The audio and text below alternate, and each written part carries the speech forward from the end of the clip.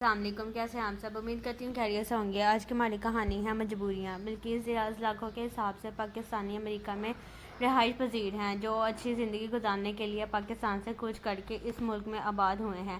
اچھی زندگی سے مراد روپے پیسے لے لیجیے، وہ تو انہیں مل جاتا ہے، مگر طرح طرح کے مسائل سے دوچار ہونا پڑتا ہے۔ امریکہ کے جس گھر میں ٹھہری ہوئی تھی، وہاں پر ایک ملازمہ جو کہ پاکستانی تھی، اس نے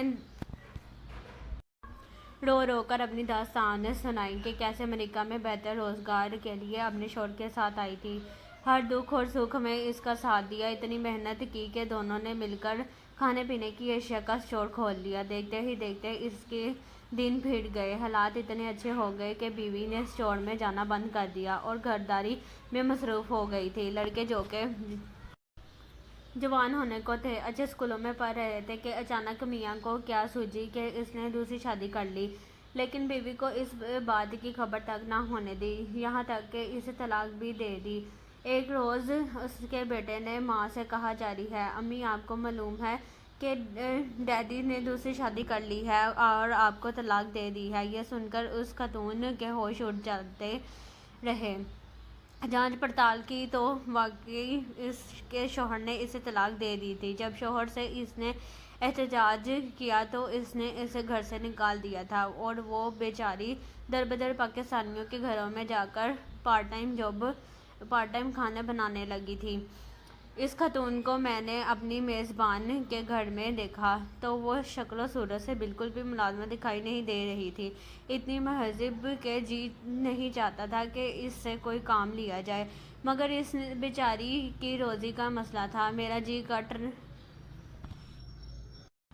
کر رہ گیا تھا۔ میں نے اس سے پوچھا، جب اس نے دوسری شادی کی تھی تو ہمیں یہاں کی انتظامیہ سے مدد لینی چاہیے تھی، یہاں کے قانون کے مطابق آدھا حصہ ہمیں جانا تھا۔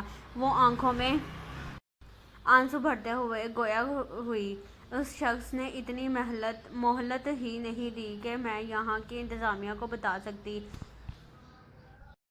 پھر یار مددگار بچوں سمیت الگ پاکستانی گھر میں پناہ لینے پر مجبور ہوں۔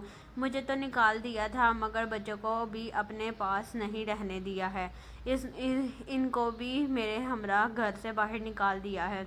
بچے بیچارے اس قابل نہیں کہ کچھ کما سکیں، میں محنت مزدوری کر کے ان کو پڑھا رہی ہوں۔ جوں ہی کسی قابل ہو جاتے ہیں تو اپنے شوہر پر مقدمہ دائر کر کے اپنا حصہ لوں گی۔ میرے مالک بہت اچھے ہیں، وہ میرا ساتھ دینے کے لیے تیار ہیں۔ دراصل ان کے 2 چھوٹے بچے ہیں جن کی میں ان کی غیر موجودگی میں دیکھ بھال کرتی ہوں، اور وہ دونوں ملازمت کرتے ہیں۔ انہوں نے مجھ سے وعدہ کیا ہوا ہے کہ میرا حق دلوا کر رہیں گے۔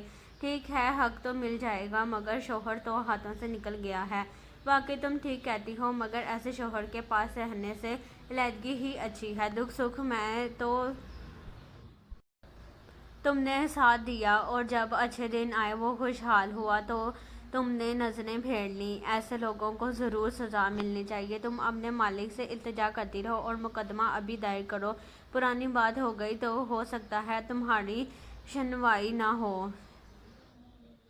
میری اس بات سے وہ دکھ بھرے لہجے سے بولی، میں ضرور مقدمہ کروں گی۔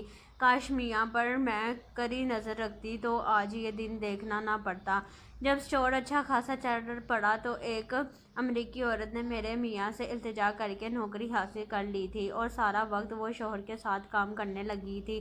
نہ جانے چپکے سے انہوں نے شادی رچا لی کہ مجھے کانوں کان خبر تک نہ ہوئی۔ آج میں اپنے برے نصیب کو رو رہی ہوں۔ واپس وطن کس منہ سے جاؤں، وہاں میری کتنی بے عزتی ہوگی۔